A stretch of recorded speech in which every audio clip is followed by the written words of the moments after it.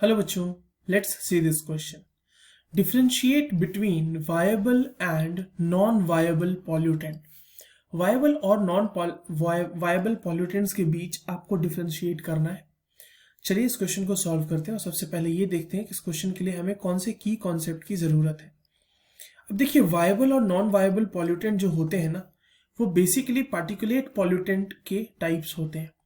तो अगर particulate pollutant की हम बात करें तो पहले तो पार्टिकुलेट पॉल्यूटेंट ही हमारा इसमें की कॉन्सेप्ट हो गया. We should be knowing about this. Particulate pollutant की अगर हम बात करें तो पार्टिकुलेट पॉल्यूटेंट जो होते हैं वो माइन्यूट पार्टिकल्स होते हैं. माइन्यूट सॉलिड पार्टिकल्स भी बोल सकते हैं आप, माइन्यूट सॉलिड पार्टिकल्स या फिर लिक्विड ड्रॉपलेट्स. ठीक है, जो सॉलिड पार्टिकल्स होते हैं या फिर जो लिक्विड ड्रॉपलेट्स होते हैं जो एटमॉस्फेयर में होते हैं, और ये जो है ना पोल्यूशन कॉज करते हैं. इनकी वजह से पोल्यूशन होता है. ठीक है, आपने सुना होगा कई बार जब हम लोग एटमॉस्फेयर के पोल्यूशन की बात करते हैं तो न्यूज़ वगैरह में बोला जाता है कि पीपीएम 2.5 पीएम 2.5 या फिर पीएम 2.10 जो इस तरह के मैटर्स होते हैं. तो ये बेसिकली उसके साइज को दर्शाते हुए पार्टिकुलेट मैटर की ही बात की जाती है. अब देखिए, पार्टिकुलेट पोल्यूटेंट को तो मैंने यहाँ पे आपको समझा दिया, but there are two types of particulate pollutant.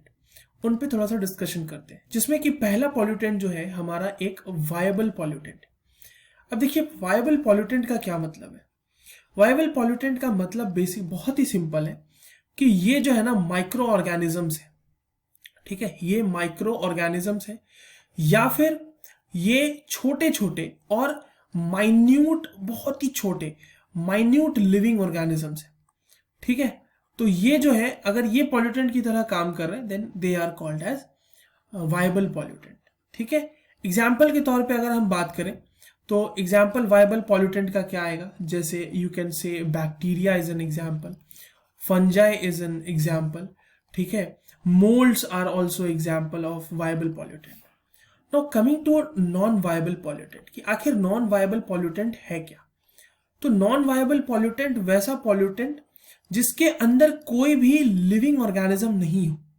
ठीक है, जिसके अंदर नो लिविंग ऑर्गेनिज्म, कोई भी लिविंग ऑर्गेनिज्म नहीं होना चाहिए उस पॉल्यूटेंट के अंदर.